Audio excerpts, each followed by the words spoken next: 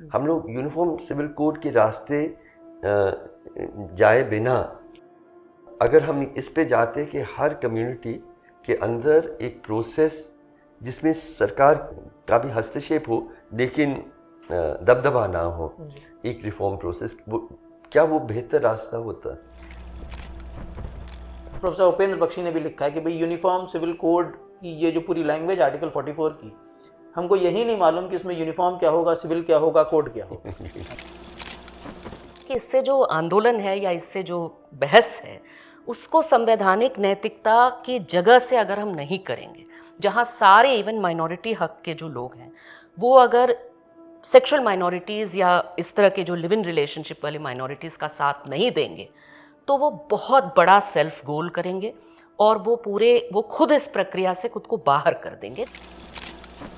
Uniformity नहीं है हर तरह, एक तो कम्युनिटी बेस्ड यूनिफॉर्मिटी नहीं है, स्टेट बेस्ड यूनिफॉर्मिटी नहीं है, और जो सेंटर के लॉज हैं वो चलेंगे या नहीं चलेंगे, वहाँ पे आपने कन्फ्यूजन क्रिएट कर दिया है। तो मुझे ये जैसे मैंने कहा ना, to keep the pot boiling वाली चीज़ लगती है। इसमें लॉ का इंटेंशन नहीं है, चीज़ों को पॉलिटिसाइज करके रखने वाला इंटेंशन। राज्य है ना, रजिस्ट्रेशन भाई ऐसा तो नहीं है कि हम जाएंगे और मेरा अधिकार है कि वो रजिस्टर करें। रजिस्ट्रेशन मतलब आप जो कर रहे हैं उसको मान्यता होगी कि नहीं, आपको हक होगा कि नहीं, ये सरकार वो सरकार तय करेगी। ये अधिकार हम राज्य को न दें। भाई हमारा ये होना चाहिए कि मेरे अधिकार को राज्य माने, इसके लिए हमको कानून चाहिए।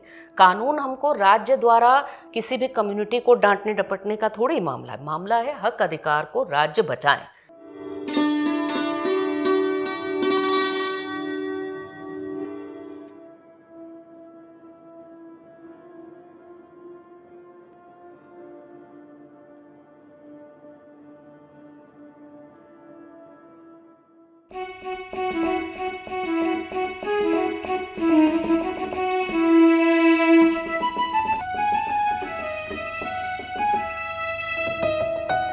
साथियों सलाम, नमस्ते, जिंदाबाद।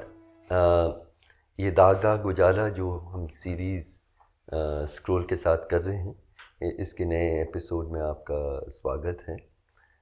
आज हम बातचीत करेंगे जिसे यूनिफॉर्म सिविल कोड। हम देख रहे हैं कि बहुत सारे भाजपा शासित जो प्रदेश हैं, एक एक करके वो यूनिफॉर्म सिविल कोड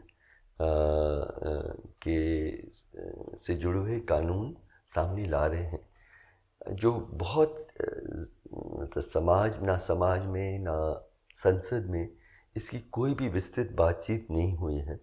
और हम देख रहे हैं कॉमन सिविल कोड या पर्सनल लॉ जिसकी बात हम करते हैं, ये ज़िंदगी के बहुत अहम हिस्सों से इसका जुड़ाव है। शादी से, तलाक से, और मृत्यु के बाद जो किसको क्या हक मिलेगा संपत्ति में, अडॉप्शन, ये सारे सवाल जुड़े हुए हैं और इसको बहुत जल्दी बदला जा रहा है यूनिफॉर्म सिविल कोड के नाम से।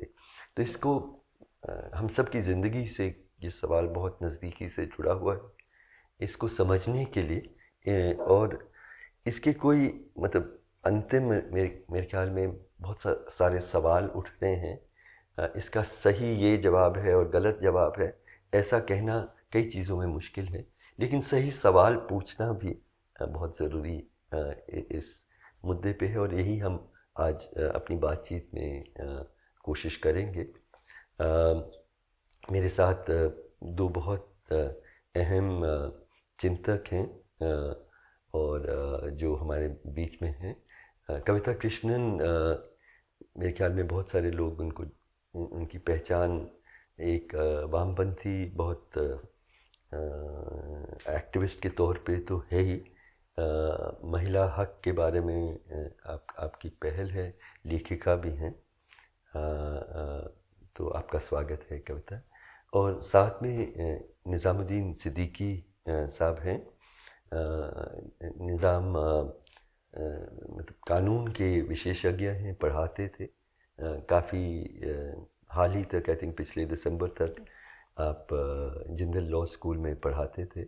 अब आप स्वतंत्र तौर पे कोशिश कर रहे हैं, मैं भी समझने की कोशिश कर रहा था, मज़हब और हक इनके सवालों पे आपकी सही है।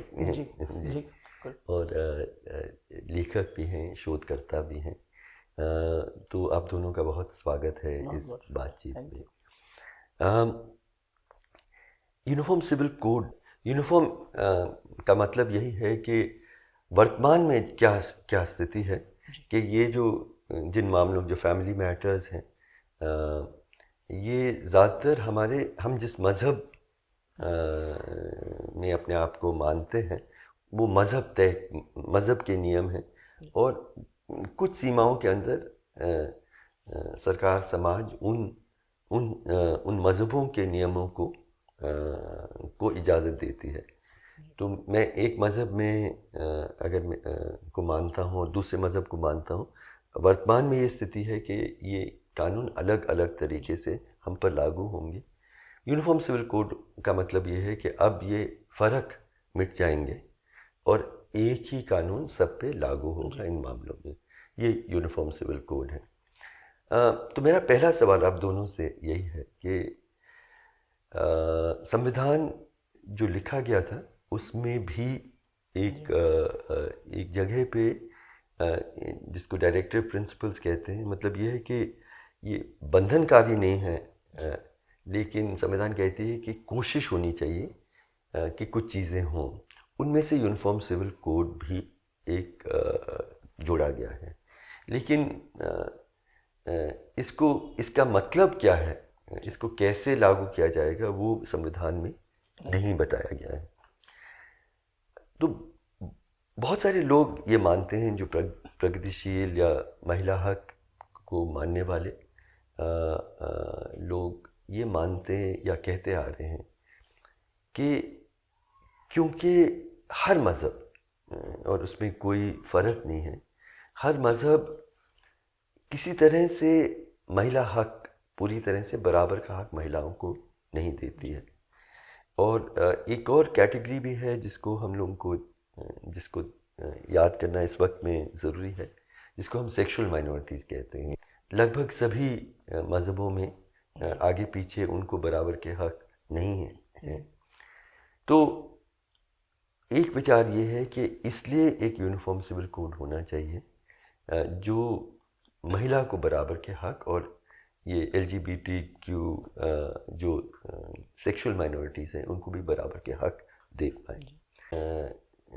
क्या ये कंपल्सरी होगी, मतलब अब मैं अपने मज़हब का जो कानून है उसके पास मैं नहीं जा सकूंगी, या मुझे ये हक होगा कि मैं चुन सकती हूँ, जिसको वॉलंटरी या कंपल्सरी, ये भी एक सवाल है।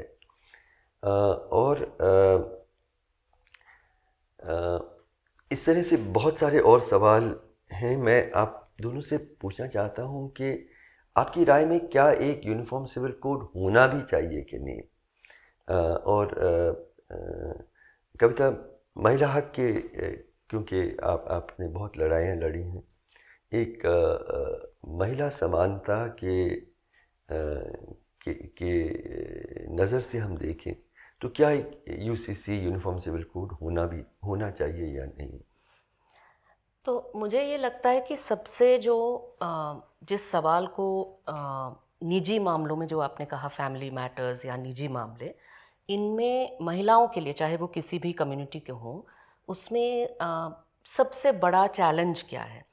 मुझे लगता है वो ये है कि कोई भी समुदाय, वो समुदाय धार्मिक हो सकती है, जातिगत हो सकती है, पूरा देश हो सकता है, कहे कि भाई हम समाज हैं, तो वो एक तरह से महिलाओं के अपने जो ऑटोनॉमी है, अपनी जो आज़ादी है, वो क्या नहीं कर सकती है, ये सारी चीज़ें रोकने के बहुत सारे तरीके हैं।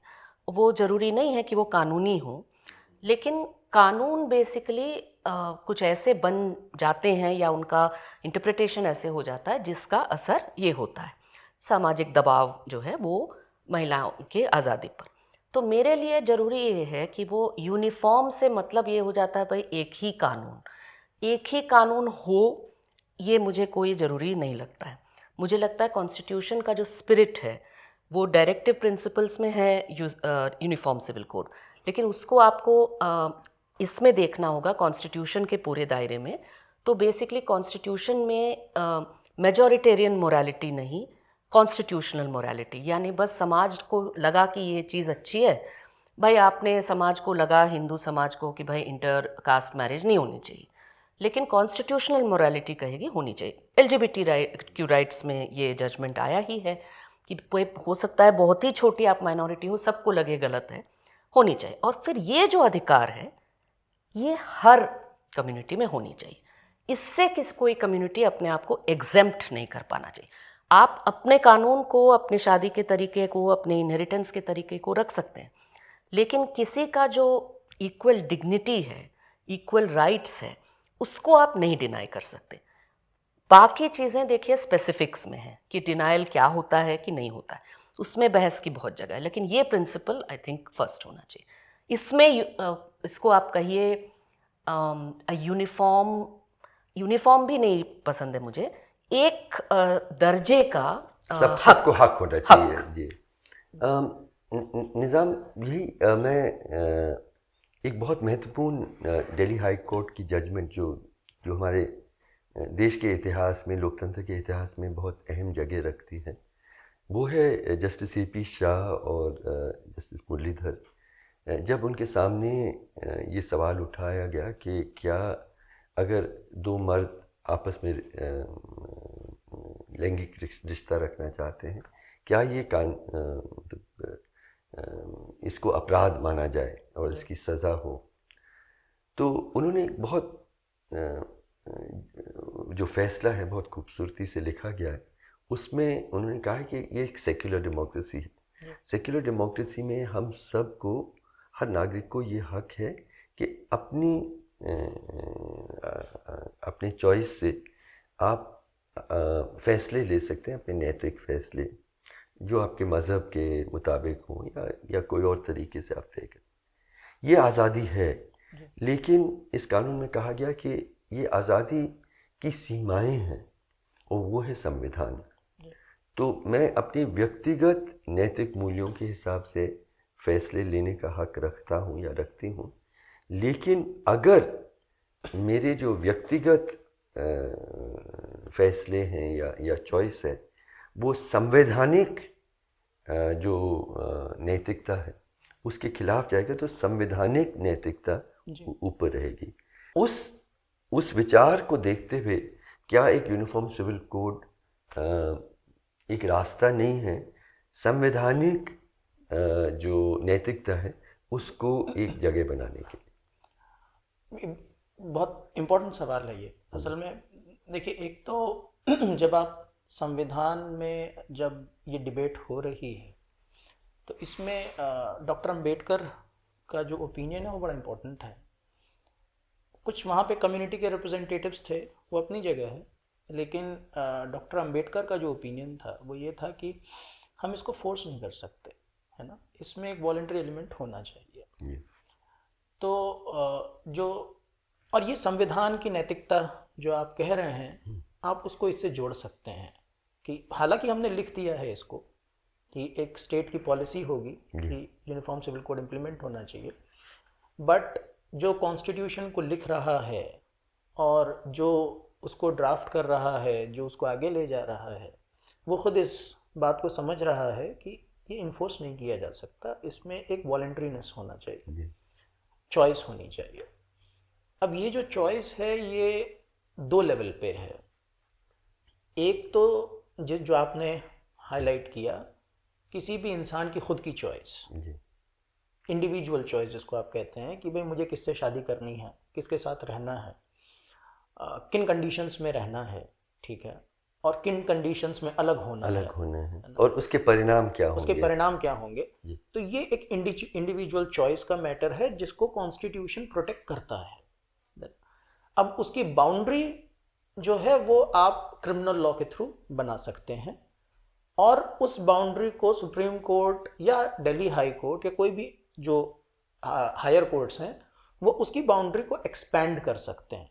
जैसे क्रिमिनल लॉ होमोसेक्सुअलिटी को क्राइम मानता था, अब जजमेंट आता है जो उसको एक्सपैंड करता है कि साहब ये क्राइम नहीं है। तो ये काम किया जा सकता है और ये इंडिविजुअल चॉइस है। दूसरी एलिमेंट जो है पर्सनल लॉ में, वो एलिमेंट है कम्युनिटी की चॉइस, क्योंकि ये कम्युनिटी बेस्ड लॉ है ना। ये चाहे रिलीजियस कम्युनिटी हो या फिर आप ये समझिए कि ऐसे समुदाय हों जो फॉर एग्जांपल ट्राइबल्स हैं, उनके खुद के कस्टम्स हैं, ट्रेडिशंस हैं, तो ये कम्युनिटी की चॉइस भी होनी चाहिए। और मुझे ऐसा लगता है कि डॉक्टर अंबेडकर का जो अंडरस्टैंडिंग थी वो कम्युनिटी बेस्ड अंडरस्टैंडिंग, उसमें ज़्यादा एलिमेंट है, उसमें ज़्यादा चीज़ है कि उसमें आप किसी को फोर्स नहीं कर सकते। तो अगर आप यूनिफॉर्म सिविल कोड बनाना भी चाहें तो इसमें कम्युनिटी कंसल्टेशन जिसको कहा जाता है जी, वो ज़रूरी है, वो ज़रूरी होगा। नहीं निज़ाम, मैं सहमत हूँ, लेकिन आई गेट वरीड जब आप कहें, मान लीजिए कि कम्युनिटी कहती है कि दो जातियों के बीच में शादी नहीं होनी चाहिए, या दो मर्दों के या दो औरतों के बीच में शादी नहीं होनी चाहिए, ये मोस्ट कम्युनिटीज़ ये कहती है। लेकिन हम ज़रूर, आप भी मानेंगे कि जिसका ये चॉइस है कि वो इन कम्युनिटी के दायरों के बाहर अपना जीवन साथी या सेक्सुअल पार्टनर खोजना चाहें, उनका हक सुरक्षित होना चाहिए।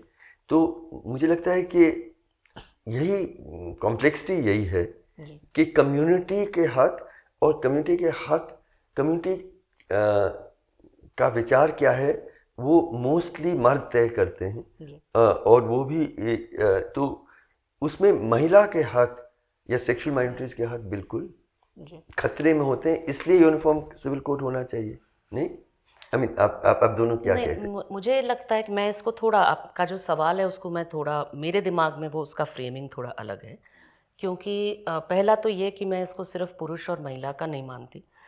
मेरे अनुभव में महिलाएं भी जब कोई मेजॉरिटी होती हैं तो कोई ज़रूरी नहीं है कि वो महिलाओं की आज़ादी को समझ के काम करें। महिलावादी होंगे जब महिला, वहाँ पर भी, और पुरुष भी महिलावादी हो सकते वहाँ हैं। पे सामाजिक नैतिकता जो है उसमें और संवैधानिक नैतिकता, तो उसका फ़र्क क्या है?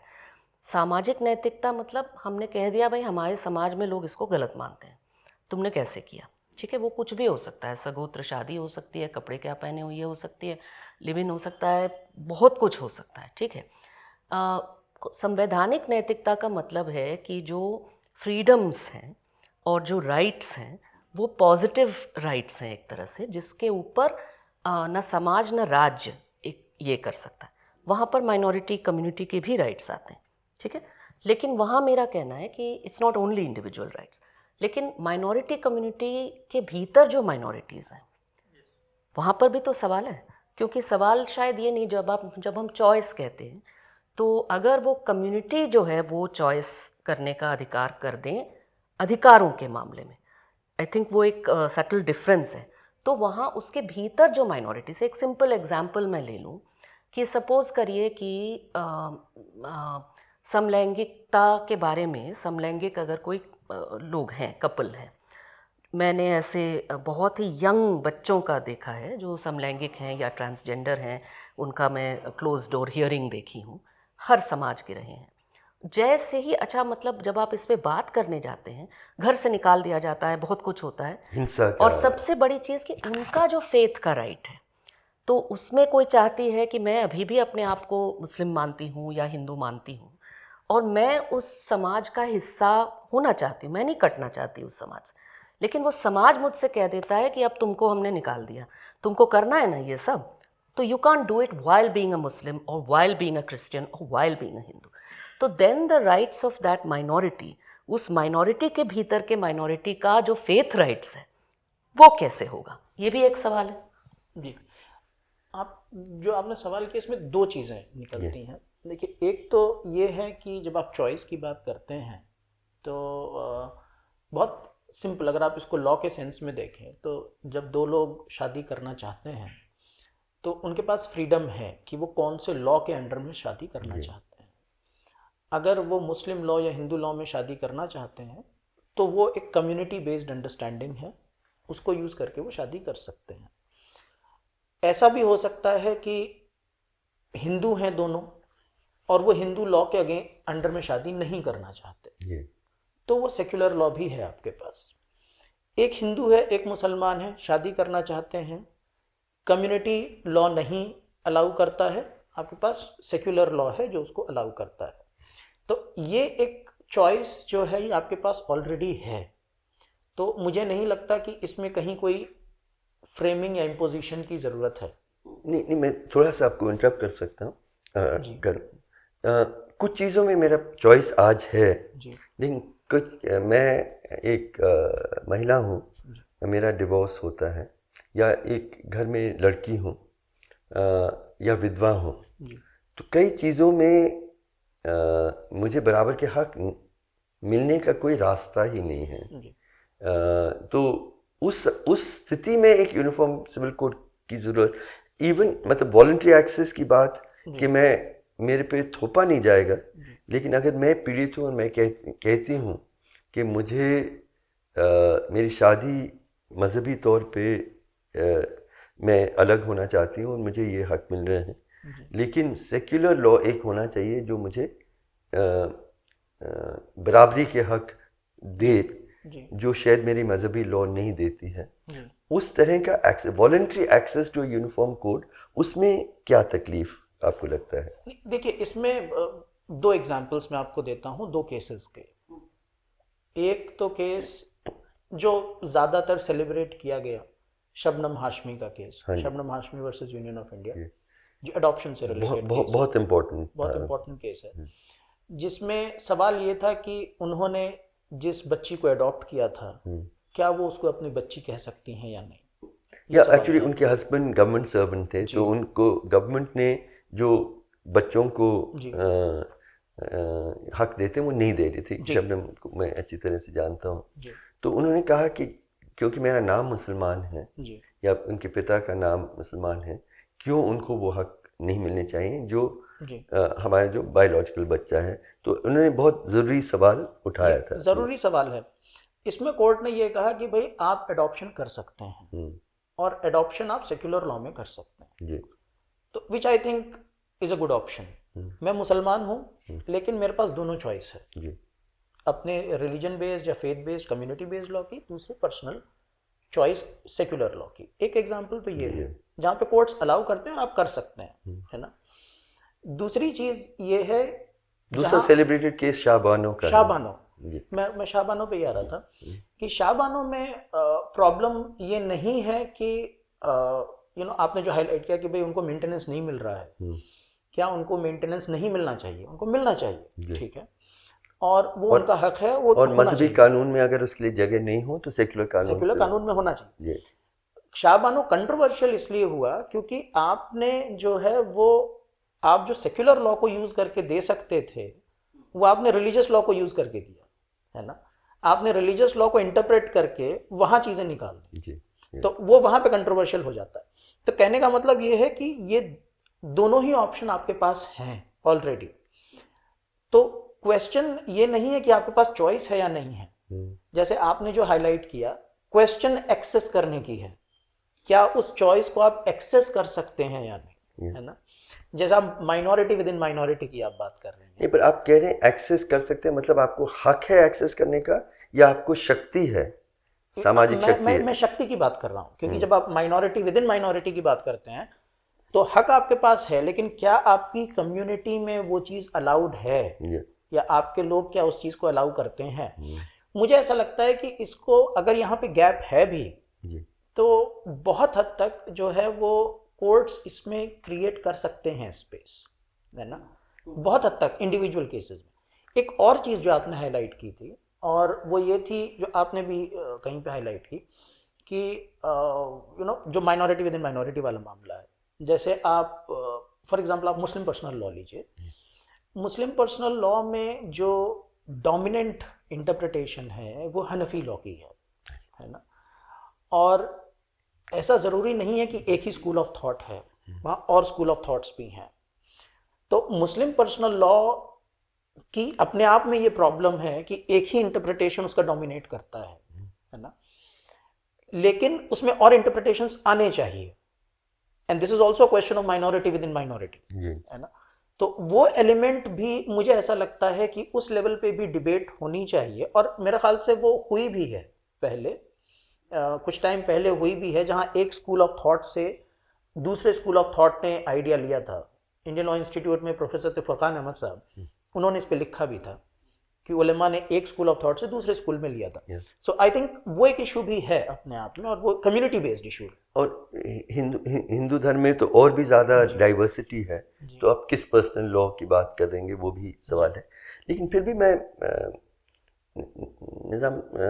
मुझे लग रहा है कि आप भी असहमत नहीं हैं कि एक कम से कम एक voluntary access to a uniform secular law भी होना चाहिए। मतलब कम से कम इस पे क्या हम लोग तीनों सहमत हैं कि मैं एक महिला हूँ या एक सेक्सुअल माइनॉरिटी हूँ या एक बच्चे को अडॉप्ट करना चाहती हूँ या जो भी स्थिति है, मैं एक मज़हबी लॉ है और एक सेक्युलर लॉ भी है या होना चाहिए। मुझे कोर्ट के बहुत मुश्किल प्रक्रियाओं से गुजरने की ज़रूरत नहीं पड़े, मेरे सामने ये दो विकल्प हों, और मैं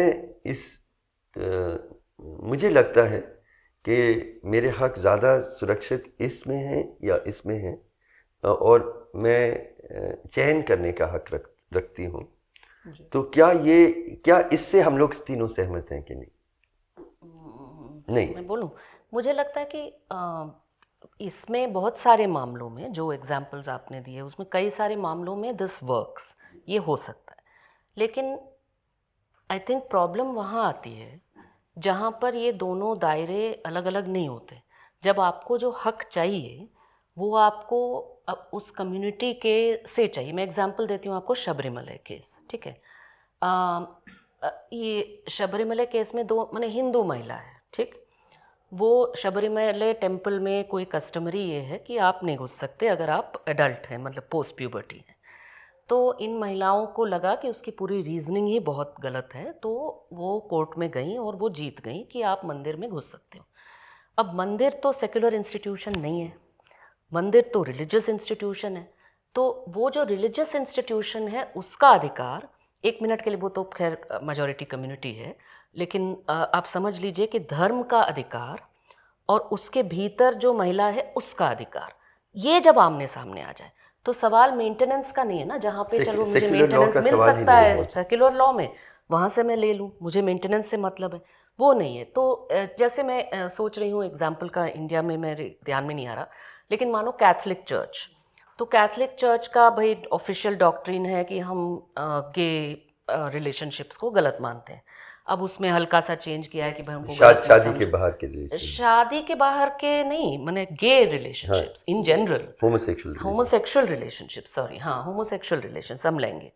तो लेकिन ऐसे चर्चेस लोगों ने शुरू किए हैं विदेश में, मेरी जानकारी में एक दो मॉस्क्स भी, जहाँ पे वो कहते हैं कि आप आकर के आप you can be a Catholic, आप क्रिश्चियन हो सकते हैं, हाँ, इस चर्च में आप भी वेलकम हैं, या इस मॉस्क में आप भी वेलकम हैं, या इस जो भी कम्युनिटी माने टेम्पल में आप भी वेलकम हैं, और अपनी आइडेंटिटी के साथ वेलकम है। यहाँ पर आपसे नहीं कहा जाएगा कि आप आए हैं तो आपने कोई पाप किया है या जो भी है। साउथ अफ्रीका में एक मतलब होमोसेक्सुअल इमाम, हाँ, ने ये पूरी लड़ाई लड़ी और कुछ दिन पहले उनकी हत्या हुई। हाँ, तो ये, लेकिन मतलब ये लग सकता है कि ये सवाल मतलब इंडिया में कहाँ क्या चल रहा है और आप क्या ला रहे हैं, क्योंकि यहाँ तो सिचुएशन बिल्कुल अलग है। लेकिन अभी क्योंकि हम सिर्फ इस पे बात करें, हम करंट जो आ रहा है ड्राफ्ट, इस पे नहीं बात करें, ठीक है। एक आइडियल सिचुएशन में अगर हम बात करें सैद्धांतिक तौर पे, तो मुझे लगता है कि यहाँ पे आएगा आपका प्रॉब्लम कि क्या कोई कम्युनिटी का रिप्रेजेंटेटिव कौन होगा जो कहेगा कि कम्युनिटी का राइट्स ये है और ये नहीं है।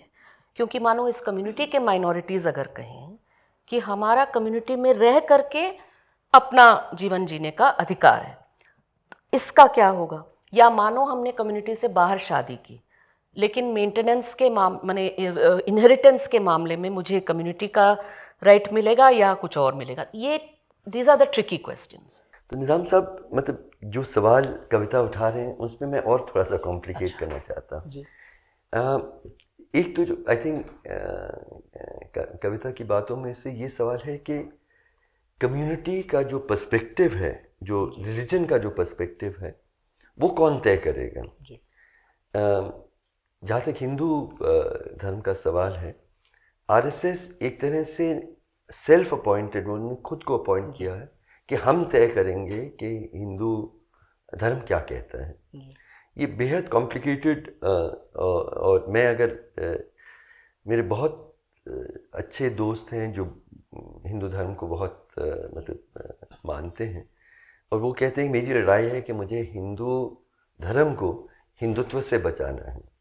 तो ये भी एक कॉम्प्लिकेशन है कि मतलब आप कह रहे हैं कि कम्युनिटी का व्यू भी सुरक्षित होना चाहिए एक सेक्युलर डेमोक्रेसी में, लेकिन कम्युनिटी का व्यू क्या है, कौन तय करेगा उसका, ये एक सवाल है। मैं एक तो और कॉम्प्लिकेट करना चाहता हूँ। हमारे संविधान में संविधान जो ड्राफ्टिंग कमेटी 10 लोगों की थी, उसमें 2 महिलाएं थी। आई विश 5 महिलाएं होती, पर 2 महिलाएं थी, राजकुमारी अमृत कौर और हंसा मेहता।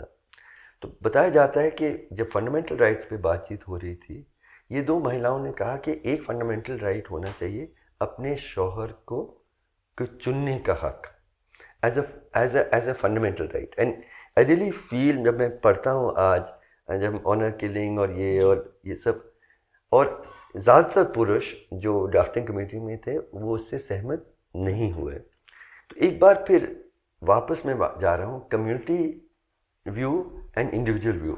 मेरा चॉइस कम्युनिटी मज़हब सबसे बिल्कुल अलग है जी। उसको भी, उस चॉइस को करने का मेरा हक बचाया जाना चाहिए। तो मुझे लगता है कि एक बार फिर मैं कह रहा हूँ कि मुझे लग रहा है कि एक किस्म का वॉलंटरी सेक्युलर कोड मेरे इंडिविजुअल हक, खास करके जहाँ मैं समाज से अलग अपना आवाज़ उठाना चाहती हूँ, और उस स्थिति में जहाँ समाज को टेक ओवर कर दिया गया है बहुत सारे fundamentalist, anti women kinds of groups, उस स्थिति में क्या एक वॉलंटरी सेक्युलर लॉ होना चाहिए।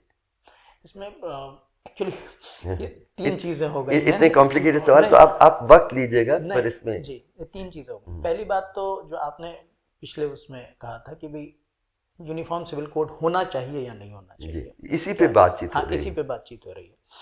तो देखिए, मेरा ये मानना है कि जहां आप कम्युनिटी के अलावा कोई चीज़ को करते हैं, एक कम्युनिटी बेस्ड लॉ के अलावा जब आप कोई बात करते हैं, तो ज़्यादातर चीज़ें कॉन्ट्रैक्ट में बेस्ड होती हैं, ज़्यादा कॉन्ट्रैक्ट बेस्ड चीज़ें हैं वो, और बहुत सारे लॉज आपके पास ऑलरेडी हैं जो उसको सिक्योर करते हैं कॉन्ट्रैक्ट को।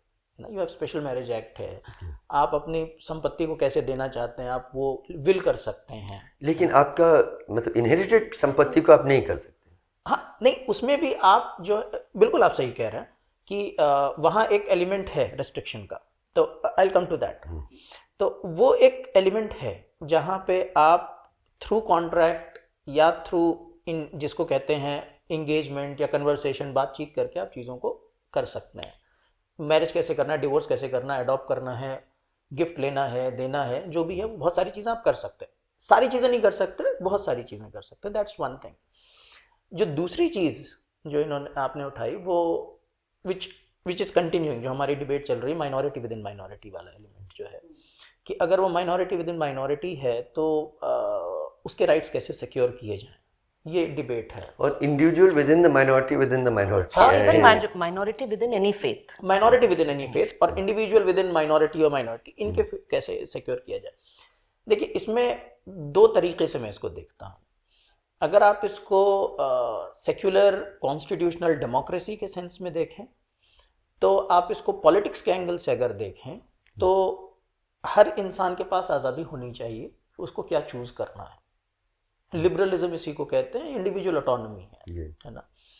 तो पॉलिटिकल सेंस में ये पॉसिबल है, आप इसको एटलीस्ट कह सकते हैं कि ये है मेरा अधिकार है, मैं चूज़ करूं, ठीक है।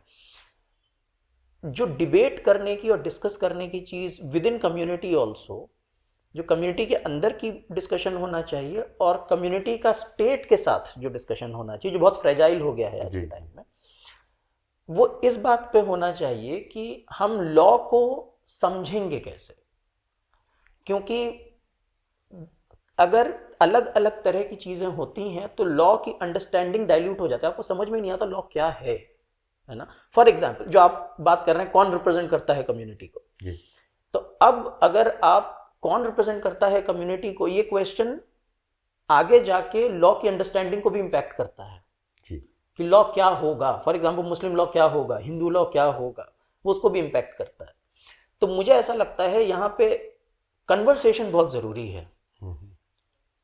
माइनॉरिटीज के अंदर जो माइनॉरिटी की कन्वर्सेशन है, या माइनॉरिटीज की स्टेट के साथ जो कन्वर्सेशन है, या इंडिविजुअल का जो चॉइस है माइनॉरिटी में, उसको ये आज़ादी हो कि वो बात करे, इन चीज़ों को इनिशिएट करना बहुत ज़रूरी है। क्योंकि जैसे मैं आपको एक एग्जाम्पल देता हूँ, द एग्जाम्पल इज कि अगर आप ये कहें कि साहब शादी जो है वो एक मर्द और एक औरत के बीच में होती है under Muslim law, let's assume, या अंडर हिंदू लॉ या under Christian law, most law में शादी जो है वो मर्द और औरत के बीच में होती है, ठीक है। आप ये कहते हैं कि शादी जो है वो दो औरतों या दो मर्दों के बीच में भी हो सकती है, ठीक है। और मैं ये चाहता हूं कि मैं इस अंडरस्टैंडिंग को हिंदू लॉ में लोकेट करूं, ठीक है, कि मैं इसको चाहता हूं कि मैं एज ए हिंदू इसको चूज करूं, ठीक है, या एज ए क्रिश्चियन इसको चूज करूं। तो अब जो एक क्वेश्चन होता है वो ये है कि हिंदू लॉ क्या है जी, और कौन तय करेगा, है ना। तो मुझे ऐसा लगता है कि ये चीज मोर देन द पॉलिटिक्स कि कौन चूज कर रहा है कौन नहीं चूज कर रहा है, इट इज मोर लॉ का क्लैरिटी होना बहुत जरूरी। क्यों? क्योंकि उसकी बेसिस पे आपको कभी पनिशमेंट मिल रही है, कभी अधिकार मिल रहे हैं, कभी नहीं मिल रहे हैं, है ना। तो वो कन्वर्सेशन होना जरूरी है, तब आपको समझ में आएगा कि लॉ क्या है। एक चीज तो ये है। दूसरी चीज ये है कि जो क्वेश्चन है कि भाई who represents the community, community को रिप्रेजेंट कौन करता है, इसका कोई जवाब नहीं हो सकता। मेरा मानना है इसका कोई जवाब नहीं हो सकता, क्योंकि आप एक सेक्युलर डेमोक्रेसी में सबके पास आज़ादी होती है अपने आप को एक्सप्रेस करने की, ठीक है। तो एक ग्रुप कहता है कि मैं रिप्रेजेंट करता हूं, आप उसको रोक नहीं सकते, ठीक है।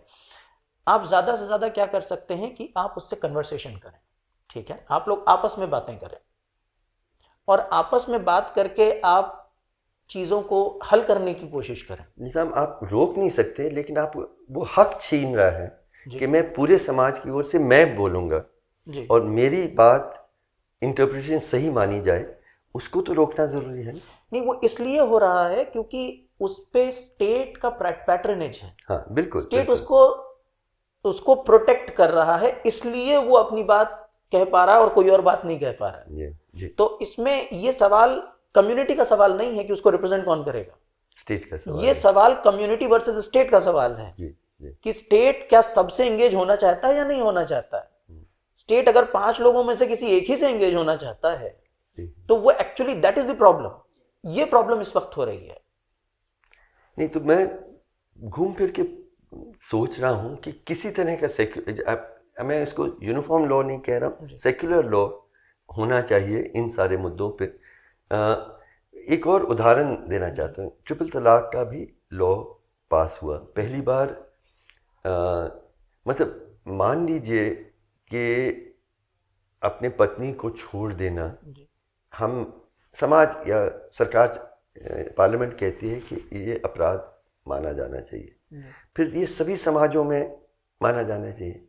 आज जो विचित्र स्थिति ये है कि मैं एक मुसलमान आदमी हूँ, मैं ट्रिपल तलाक बोल देता हूँ।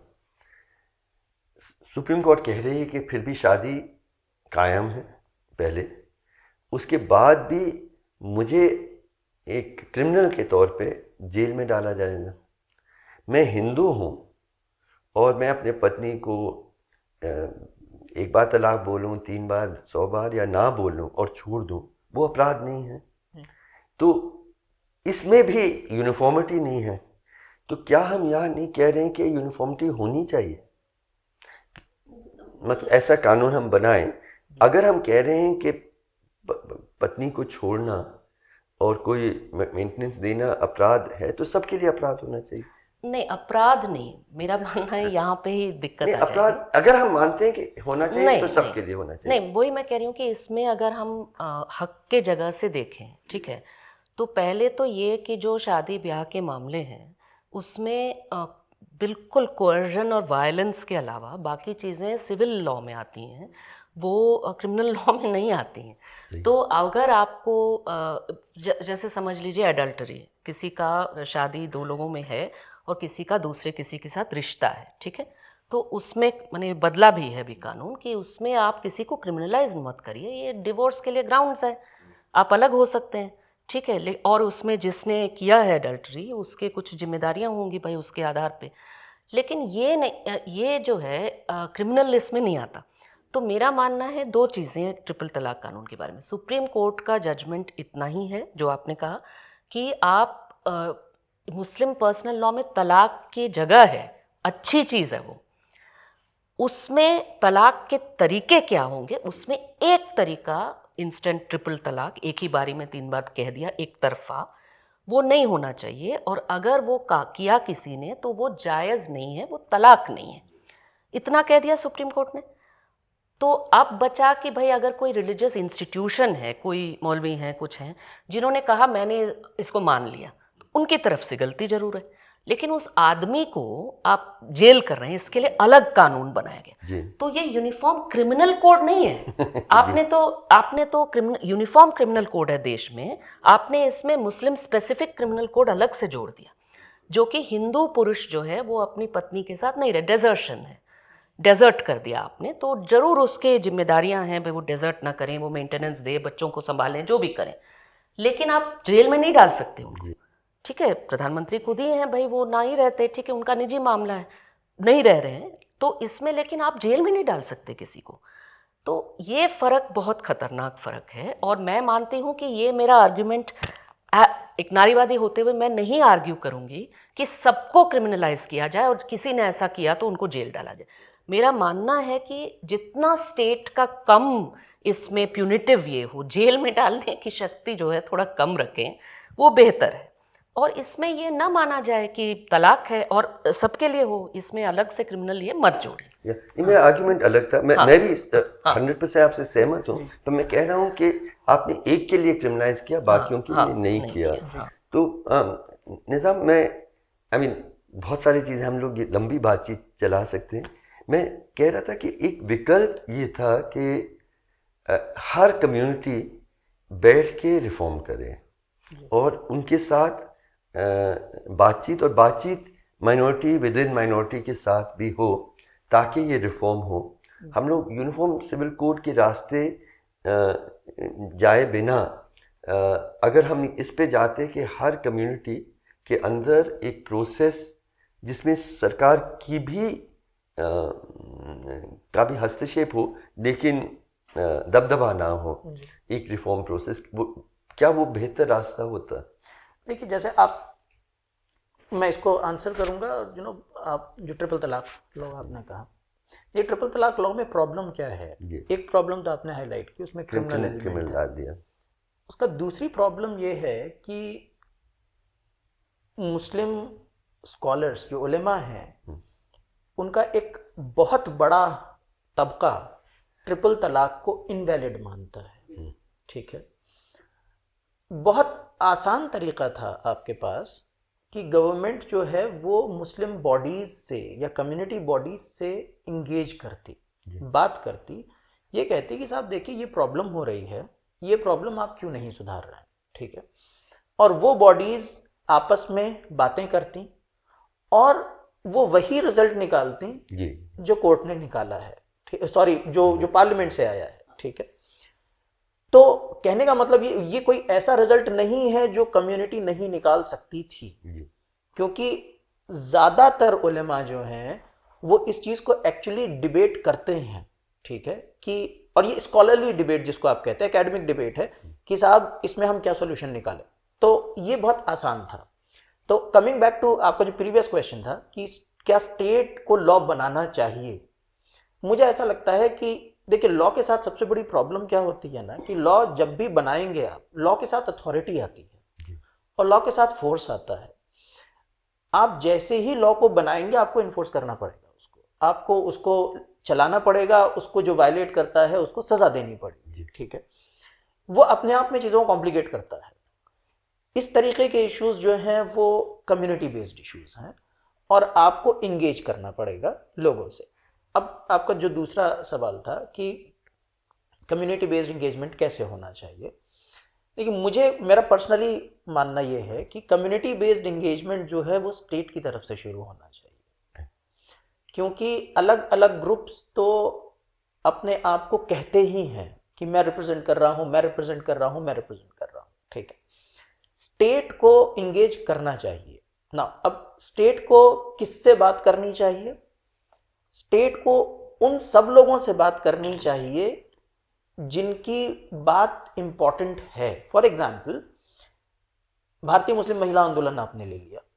भारतीय मुस्लिम महिला आंदोलन के पीछे बहुत सारी महिलाएं हैं जो उससे जुड़ी हुई हैं। आप बिना उनसे बात किए काम नहीं कर सकते, करना भी नहीं चाहिए आपको, ठीक है। बेबाक कलेक्टिव है, आपको बात करनी पड़ेगी, ठीक है। आपको पर्सनल लॉ बोर्ड से बात करनी पड़ेगी, क्योंकि पर्सनल लॉ बोर्ड जो है वो वो अपने आप को ग्रास रूट मूवमेंट से कनेक्ट करता है ना। वो उसके जो मेंबर हैं वो अलग अलग मुस्लिम इंस्टीट्यूशंस को चलाते हैं, तो ये ग्रास रूट मूवमेंट है, ठीक है। आपको उनसे एंगेज होना पड़ेगा। आपको पर्सनल लॉ में के थ्रू और जो अलग अलग इंस्टीट्यूशंस हैं, जैसे बड़े बड़े मदारिस हैं, जैसे आप बात कर रहे हैं साहब देवबंद है, आपको एंगेज करना पड़ेगा, है ना। और नदवा है या और इस तरीके के इंस्टीट्यूशंस हैं, वो इसलिए आपको एंगेज करना पड़ेगा क्योंकि उनकी एक से है, उनकी एक से उस चीज में है। मैं आपको बस एक एग्जांपल देता हूं and I was very surprised कि एक आई थिंक 19 या 20 में पर्सनल लॉ बोर्ड का कोई प्रोग्राम था, मैंने अटेंड किया, उसमें उन्होंने फोटो खींचा, दैट्स वेरी नॉर्मल। मैं उस वक्त जिंदल यूनिवर्सिटी में एज अ टीचर नहीं था, एज अ प्रोफेसर नहीं था, मैं पीएचडी कर रहा था, मैंने पीएचडी वहीं से किया और मैं वहाँ जुमे में नमाज पढ़ने जाता था। 5-6 किलोमीटर दूर थी मस्जिद, वहाँ जाता था मैं। तो वहाँ की जो नमाज पढ़ाने वाले जो इमाम साहब थे उनसे मेरी अच्छी अंडरस्टैंडिंग थी। कुछ दिन के बाद वो फोटो वो मुझे भेजते हैं, अच्छा, है ना, कि निज़ाम भाई मुबारक हो। एंड आई आस्क हिम कि ये फोटो आपको कहाँ से मिली? ही सेड हमको मिली। आई अंडरस्टूड कि क्या रीच है, ठीक है। मैं दिल्ली में एक प्रोग्राम में गया या अटेंड किया या बात किया, वहाँ एक फ़ोटो खींचा। यहाँ सोनीपत में एक बहुत छोटी सी मस्जिद है, ठीक है, उसके इमाम के पास वो फ़ोटो पहुँच रही है, ठीक है। तो ये आपको इंगेज होना पड़ेगा, तभी आप कम्युनिटी का कॉन्फिडेंस गेन कर पाएंगे, अदरवाइज आप गेन नहीं कर पाएंगे। यू विल हैव टू, और इसमें आप जो है वो सेलेक्टिव एंगेजमेंट पॉसिबल नहीं है कि आप सेलेक्टिवली इंगेज करें। आपको हर उन लोगों से इंगेज करना पड़ेगा, क्योंकि आप जिन इश्यूज से डील करना चाहते हैं उन्हीं इश्यूज से वो भी डील करना चाहते हैं।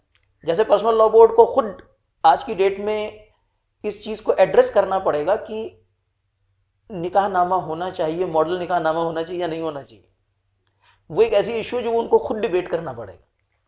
आई think engagement is the C. देखिए, आई फील हम लोग बहुत लंबी बातचीत कर सकते हैं। मैं सिर्फ अपने दो मतलब परेशानियां इसमें मुझे लगता है कि अगर हम सरकार किससे डील करेगी उस धार्मिक समूह में, वो उसमें जो माइनॉरिटी विद इन माइनॉरिटी से वो बहुत कम डील कर पाएगी। महिला आंदोलन, भारतीय महिला आंदोलन बना है तो एक उसका अब कोई आवाज़ भी है, लेकिन ये डाउट, ये एक डर है कि अगर हम कहते हैं सरकार को लीड देनी चाहिए, वो उनको देखेंगे जो राजनीतिक रूप से प्रभावी हैं, जो वोट्स को प्रभावित कर सकते हैं वगैरह वगैरह।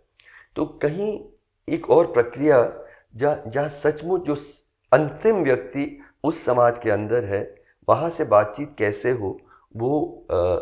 और दूसरा है कि कि हम अपना जवाब धर्म के किताबों के अंदर ढूंढने की कोशिश करें, तो उसका इंटरप्रिटेशन कौन करेगा, कौन उसको सही समझ पाएगा, क्योंकि इंटरप्रिटेशन अलग अलग हैं।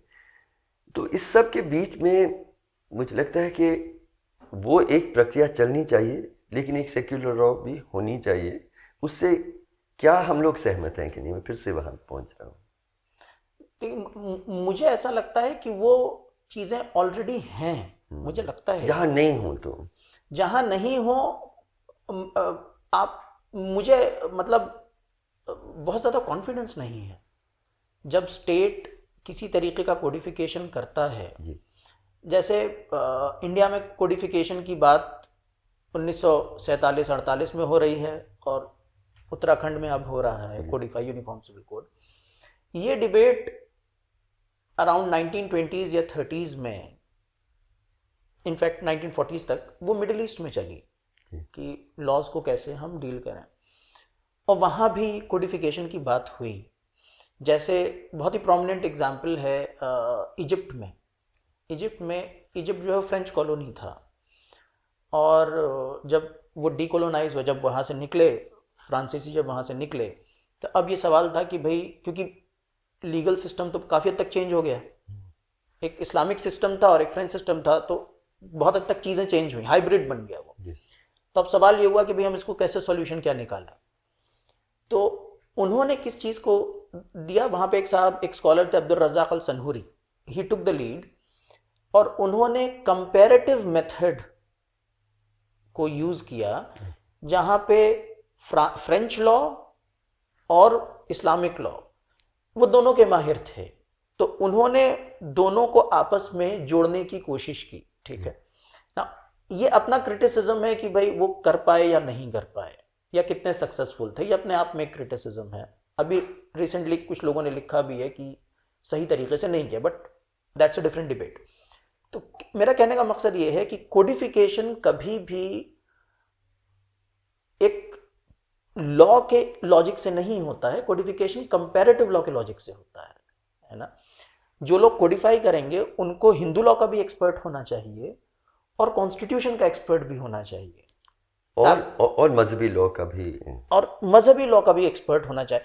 तो आप जब तक उन लोगों के साथ नहीं बैठेंगे, वो ट्रांसलेशन पॉसिबल नहीं है ना। और क्योंकि सरकार सबके साथ नहीं बैठ रही है, तो मुझे बहुत कॉन्फिडेंस नहीं है कि अगर कोडिफिकेशन होगा तो क्या ये ट्रांसलेशन होगा, क्योंकि उत्तराखंड में ट्रांसलेशन नहीं हुआ है। जी। एक सिंपल लॉजिक को आपने, एक रिलीजियस लॉजिक को आपने सेक्युलर लॉजिक बना के आपने कोडिफाई करके उसको पेश कर दिया है ना। तो वो मुझे लगता है कि ये ट्रांसलेशन मैकेनिज्म का एक तरीका है, और आपको तरीका अपनाना पड़ेगा अगर आपको करना है, और मुझे कॉन्फिडेंस नहीं है कि ऐसा हो रहा है। जब तक हमारी बातचीत का ये जो पहला जो सिलसिला है, आपके साथ मैं सिर्फ पूछना चाह रहा हूँ कि जिस प्रक्रिया की बात बहुत मतलब बहुत गहराई से हमारे निज़ाम ने रखा है, आपको क्या कॉन्फिडेंस है कि एक गरीब शोषित जाति की महिला, एकल महिला को उस प्रक्रिया में उनके जो हक हैं वो सुरक्षित होंगे या नहीं? बिल्कुल नहीं है।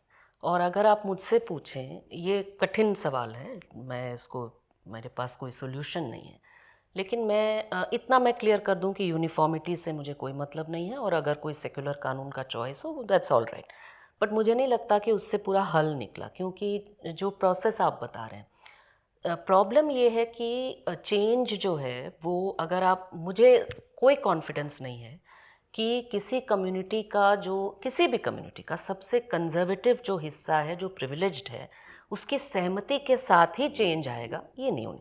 तो और इसमें मैं एग्जाम्पल जो मेरे दिमाग में, मैं बस मेंशन कर रही हूँ, इसको आगे हम लोग इस पर कभी और बात कर सकते हैं। मनोज मित्ता की किताब जाति के बारे में, तो पूरे मैंने ड्यूरिंग ब्रिटिश राज जो आंदोलन था दलितों का, कि हमको, मैं सिंपल उदाहरण दूं कि भाई आप पालक्काड़ के टेम्पल फेस्टिवल के सड़क पे जब हिंदू प्रोसेशन निकलेगा, तो उसमें दलित व्यक्ति उसी सड़क पे हो सकता है कि नहीं, इवन टेम्पल प्रोसेशन में जा सकता है कि नहीं। तो इस पे इतना ये, और इवन ब्रिटिश लोगों को ये कि नहीं नहीं हम सबकी सहमति के बिना चेंज नहीं करेंगे, लेकिन कोई सहमति से चेंज तो होता नहीं है। तो इवेंचुअली वो लड़ाइयाँ होते होते संविधान में इस पे सहमति उमति कुछ को माना नहीं गया, और इससे कोई कंसल्टेशन नहीं हुआ जो जाति के ठेकेदारों से, और ये हुआ वेरी सिंपल कि भाई ये तो ह्यूमन राइट्स का मामला है और अनटचेबिलिटी की कोई जगह नहीं। तो इसमें है, मुझे सहमति पर बहुत भरोसा नहीं है।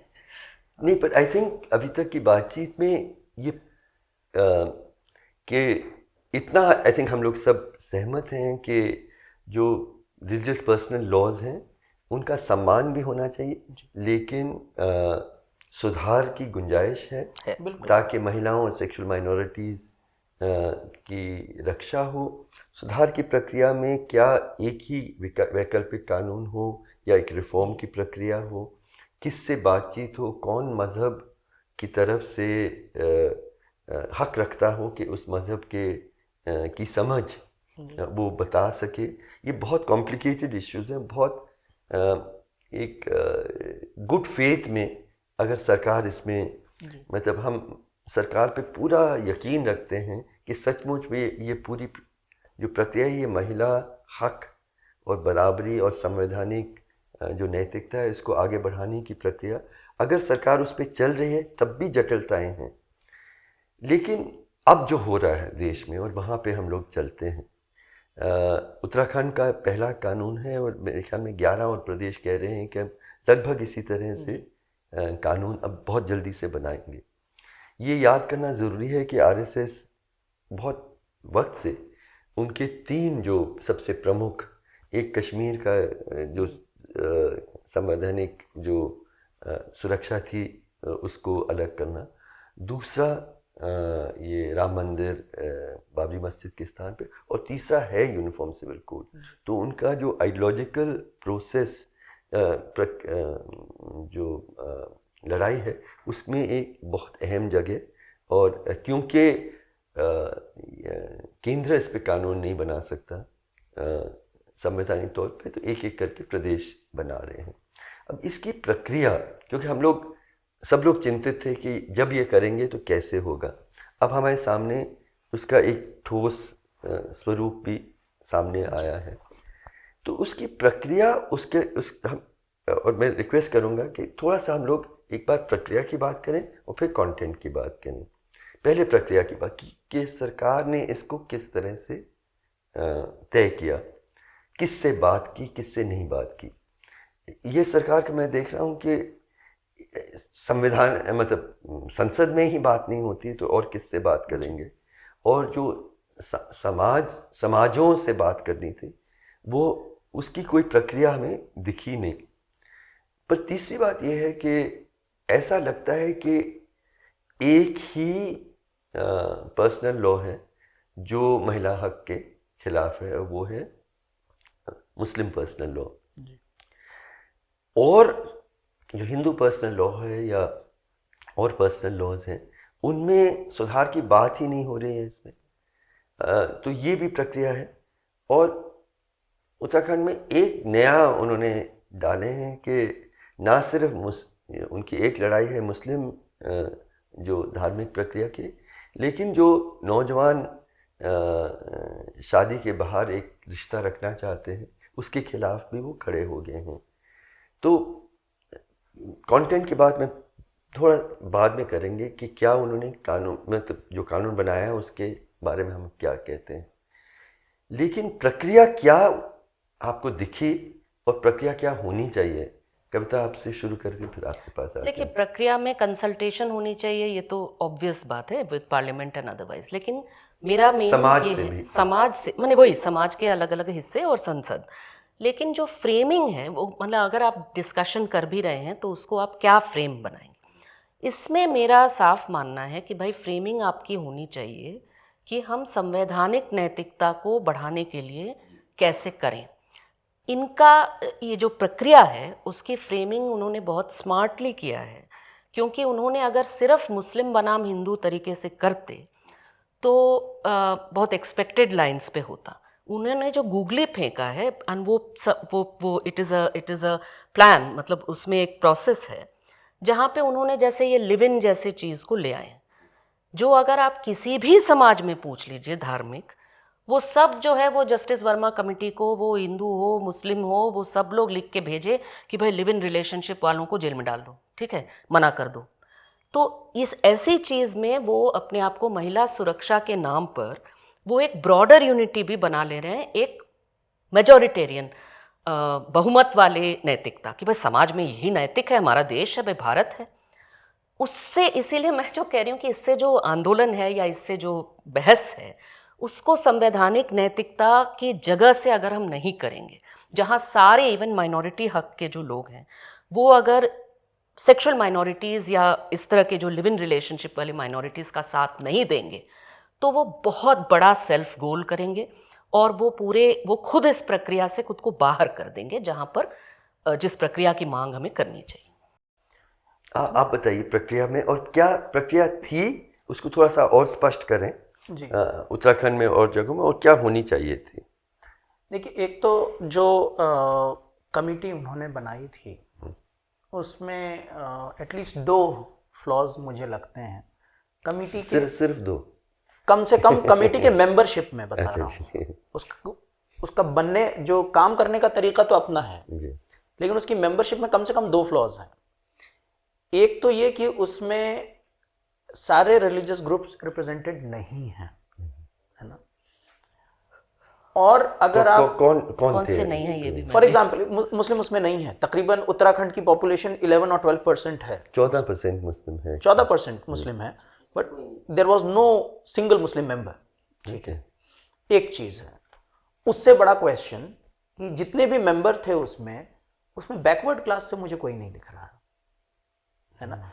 और इस चीज को मैंने वेरीफाई किया एक्चुअली, क्योंकि मैंने लोगों से पूछा कि भाई ये नाम है, ये सरनेम है, तो उत्तराखंड में क्योंकि अलग अलग रीजन्स हैं, कुमाऊं हैं और अदर रीजन्स हैं, तो क्या आप मुझे आइडेंटिफाई करके बता सकते हैं? और उन्होंने बताया मुझे कि भाई ये यहाँ से हैं, ये लोग यहाँ से होते हैं, कास्ट बेस्ड आइडेंटिटीज हैं, लेकिन इनमें से कोई भी बैकवर्ड नहीं है, ठीक है। तो even with in the Hindu fold वहां भी आपने डाइवर्सिटी को रिप्रेजेंट नहीं किया है। That's very interesting. और तो महिला तो उसको हेड कर रही थी, तो महिला तो थी वहां पे, she was heading, I think justice Desai थी। तो उसके मेंबरशिप पे बहुत बड़ा सवाल होता है जी। कि उसमें कौन लोग मेंबर थे। दूसरा सवाल जो होता है वो कंसल्टेशन पे होता है। वहां ओपन कंसल्टेशन नहीं हुआ था, बिल्कुल ही नहीं हुआ, बिल्कुल ही नहीं हुआ था जी। आप उनकी वेबसाइट पे जाएंगे तो वेबसाइट पे फोटोग्राफ वगैरह हैं कि हमने इवेंट्स किए हैं और कंसल्टेशन किया है, but actually community based consultations जो हैं वो नहीं है ना। मुझे ज़्यादातर ये स्टेट की आउटरीच लगती है कि स्टेट खुद जा रहा है लोगों से बात करने, ये समझने नहीं जा रहा कि भाई आप क्या चाहते हैं।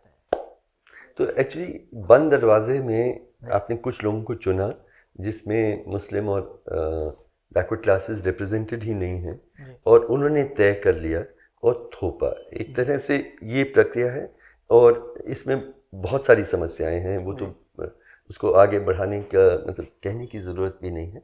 लेकिन कविता ने जो बात उठाई वो बहुत इंटरेस्टिंग था कि एक तरह से कानून मतलब ऐसा बनाया जिसमें ना सिर्फ मुस्लिम दुखी होंगे, लेकिन ये लिव इन का भी किया, तो इसमें सभी मज़हबों के कंजर्वेटिव एलिमेंट्स कहेंगे कि हाँ बढ़िया हुआ, ये तो कानून बढ़िया हो। दूसरा प्रक्रिया से जुड़ा हुआ और कंटेंट की ओर जाते हुए बहुत सारे विशेषज्ञों का मैं पढ़ रहा हूँ कि आप जब कॉमन कोड बना रहे हैं, आधार किसको बना रहे हैं। तो निमिता मेनन ने बहुत इंटरेस्टिंग बात उठाई कि उन्होंने कहा कि अच्छा अगर आप बना रहे हैं तो अगर आपकी ये प्रक्रिया है कि आप हर पर्सनल लॉ को देखेंगे, इसमें ये महिला हक के पक्ष में मुस्लिम लॉ में ये है, हिंदू लॉ में ये है, फलां लॉ में ये है, उस सब का हम संकलन करें। तो उन्होंने उदाहरण दिया कि मेहर का जो व्यवस्था है वो महिला को खास सुरक्षा देती है। तो क्या हम कह रहे हैं कॉमन सिविल कोड में कि हर एक शादी में एक महर होनी चाहिए? नहीं कह रहे हैं। तो एक किस्म का Hindu, upper caste Hindu law को अपने बेसिस माना है, उसके बेसिस पे यूनिफॉर्मिटी की है। अगर ये आलोचना की जाती है, क्या इससे आप सहमत हैं? नहीं, मैं बिल्कुल सहमत हूँ। देखिए, एक चीज़ समझना ज़रूरी है कि लॉ अपने आप में, लॉ का एक लॉजिक जो है वो ऑर्डर क्रिएट करना होता है सोसाइटी में। लॉ ऑर्डर क्रिएट करता है सोसाइटी में, और लॉ इंसाफ भी करती है ना? इंसाफ तो करता ही है। तो ऑर्डर का एक एलिमेंट जस्टिस से जुड़ा हुआ है, लेकिन one of the most important things जो लॉ करता है वो ऑर्डर क्रिएट करता है जी। और कई फिलोसोफर्स या कई विशेषज्ञों का ये कहना है कि जिसको आप कहते हैं फोर्स यूज करना, अथॉरिटी यूज करना, ये इसके बिना लॉ एग्जिस्ट नहीं करता। लॉ का ये इंटीग्रल पार्ट है। तो जहां भी आप लॉ को बनाते हैं वहां फोर्स, अथॉरिटी यूज किया जाता है ना? तो ये सबसे बड़ा अपने आप में एक मसला है। आप जब लॉ बनाते हैं तो आप लोगों को कंट्रोल करने की कोशिश करते हैं, आप कम्युनिटी लाइफ को कंट्रोल करने की कोशिश करते हैं, लोगों को बताने की कोशिश करते हैं कि किस तरीके से रहना है ना? कम्युनिटी में भी यही लाइफ चीज़ है जो हम लोग पहले भी डिस्कस कर चुके हैं कि भाई कम्युनिटी में अपने अंदर गेट कीपिंग होती है कि साहब ये चीज़ अलाउड है, ये नहीं है, माइनॉरिटी विद इन माइनॉरिटी, वो सारी चीज़ें हैं, वो अपनी जगह है। लेकिन जब स्टेट के थ्रू लॉ बनता है तो अब वो आपको कंट्रोल करेगा, है ना? और पर्सनल लॉ को पर्सनल लॉ इसीलिए कहा जाता है कि वहाँ स्टेट के इंटरफेरेंस को कम से कम रखा जाए जी। उसका लॉजिक ही यही है, और कि उसको कम्युनिटीज या इंडिविजुअल्स लोग आपस में देख लें उनको क्या करना है ना? तो मुझे लगता है कि इस तरीके का लॉ बनाना। अच्छा, दूसरी बात ये कि क्या उसमें मुस्लिम लॉजिक जा सकता है या हिंदू लॉजिक जा सकता है या क्रिश्चियन लॉजिक जा सकता है? मुझे ऐसा लगता है कि इस डिबेट का कोई सॉल्यूशन नहीं है। वो इसलिए सॉल्यूशन नहीं है क्योंकि कमेटी जो बनती है, जो बनेगी, वो ऑटोमेटिकली वही डिसाइड करेगी कि कौन सा लॉजिक जाएगा, है ना? तो आप कभी भी एक न्यूट्रल डॉक्यूमेंट पे पहुंच ही नहीं पाएंगे। मुझे ऐसा लगता है कि द ओनली न्यूट्रल डॉक्यूमेंट, सिर्फ एक ही न्यूट्रल डॉक्यूमेंट आप बना सकते हैं, वो प्रोसीजर पे बना सकते हैं कि किस तरह से ये कानून बने। आप कह रहे हैं प्रोसीजर कहने का मतलब जैसे ये कि आप ये कहते हैं कि साहब सारी शादियां रजिस्टर होनी चाहिए, ठीक है ना? आप ये कल डिबेट की बात है कि होनी चाहिए या नहीं होनी चाहिए, but we are not going into that, हम उसमें नहीं जा रहे। लेकिन आप इस तरीके के प्रोसीजर बना सकते हैं, ठीक है? लेकिन इन प्रोसीजर्स के बनाने की भी अपनी एक लिमिट है, क्योंकि उत्तराखंड यूसीसी में क्या किया है कि आप जो हैं वो जिसको ये कहते हैं, अगर आपको अलग होना है तो उस अलग होने के लिए कुछ प्रक्रियाएं करनी पड़ेंगी आपको, ठीक है? आप अगर लिव इन में रहते हैं तो उसकी कुछ प्रक्रियाएं करनी पड़ेंगी आपको, है ना? तो प्रोसीजर के थ्रू भी प्रॉब्लम हो जाएगी। तो कहने का मेरा मतलब ये है कि एक तो लॉ बनाना अपने आप में प्रॉब्लमेटिक है, क्योंकि आपको यही नहीं समझ में आएगा कि उस लॉ का सब्सटेंस क्या होगा। वो अपने आप में डिसाइड करना मुश्किल है, क्योंकि अलग अलग लॉजिक्स हैं। और आप अगर प्रोसीजर भी उसमें डालेंगे, कुछ हद तक प्रोसीजर काम कर सकता है, लेकिन उसके बाद वो प्रोसीजर भी प्रॉब्लमेटिक हो जाए। देखिए, प्रोसीजर का मैं उदाहरण दे रहा हूँ, वही अंतिम माइनॉरिटी विद इन माइनॉरिटी जो बहुत अच्छी तरह से आपने उसका जिक्र किया, ये कि शादी करने से पहले एक नोटिस देना ज़रूरी है जी। अब मैं अपने जाति या धर्म के बाहर अपने परिवार से भागते हुए मैंने ये फैसला किया है, मैं अतिवादी जो संगठन हैं उनसे डर रही हूँ। इन सब के बीच में मुझे डीएम के पास जाना होगा, एक पब्लिक नोटिस करना होगा, 1 महीने का वक्त होगा, ये सबको पहुँचाया जाएगा। मतलब ये तो मुझे और ज़्यादा मतलब मुझे बचाने माई चॉइस जो राजकुमारी अमृत कौर और हंसा मेहता चाह रही थी कि मेरा ये हक सुरक्षित हो कि मैं अपने शौहर को या अपनी पत्नी को चुन सकूं। आपने तो उसको बिल्कुल इम्पॉसिबल कर दिया है प्रक्रिया के माध्यम से। बिल्कुल आपने, और दोनों के लिए आपने कर दिया। मैं वही उदाहरण देने वाली थी। जी। अब इसमें आपका समय देख लीजिए, नहीं, लेकिन मैं उदाहरण शेयर करती हूँ, ठीक है, मेरा अपना उदाहरण, ठीक है, स्पेशल मैरिज एक्ट का, ठीक है।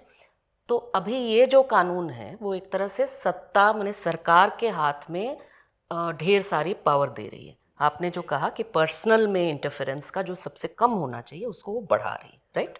माइनॉरिटीज़ के मामले में, इंडिविजुअल्स के मामले में, वुमेन के मामले में सबसे बड़ा। तो मेरी जब शादी हो रही थी तो भाई मैंने स्पेशल मैरिज एक्ट में हो रही थी। We are both Hindus but we married in the Special Marriage Act. और मेरे माता पिता ने एक तरह से पूरा कोर्ट में जो जाना था वो तैयारी की।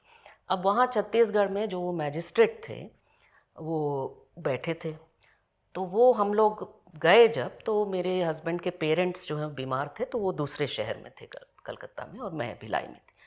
तो वो मजिस्ट्रेट जो है ऐसे देख के सबसे पहले बोला, चले आते हैं जो है कोर्ट में शादी करने, मंदिर में क्यों नहीं जाते। तो उसके बाद मेरे परिवार वाले जो है या मेरे दोस्त, वो मेरे दोनों हाथ पीछे पकड़ रहे थे कि तेरी शादी नहीं होगी आज, तो मुंह खोल देगी, तो प्लीज कीप क्वाइट। उसके बाद उसने मेरे मैंने ग्रूम से पूछा, पति से, कि तुम्हारे माँ कहाँ है, बाबा कहाँ है। तो उनके अंकल कह रहे हैं अरे हम लोग हैं। तो मेरे अंकल आकर के पूछ रहे हैं उनको क्या लग रहा है हम लड़का भगा के ले आए हैं क्या हुआ। तो कहने का मतलब ये कि वो इतना अपना जजमेंट, उनका अपना जो मोरालिटी है, उनके सेंस में हम एक गलत काम कर रहे थे। उनका कोई अधिकार नहीं था संवैधानिक। उनका संवैधानिक अधिकार था कि हमारे कागजात देखें, टप्पा मारे, खत्म। लेकिन वो वहाँ बैठ करके वो अपनी नैतिकता, वो अपनी अथॉरिटी का इस्तेमाल अपने नैतिकता और बहुत ही गलत नैतिकता के हिसाब से कर, वो संवैधानिक नैतिकता मान नहीं रहे।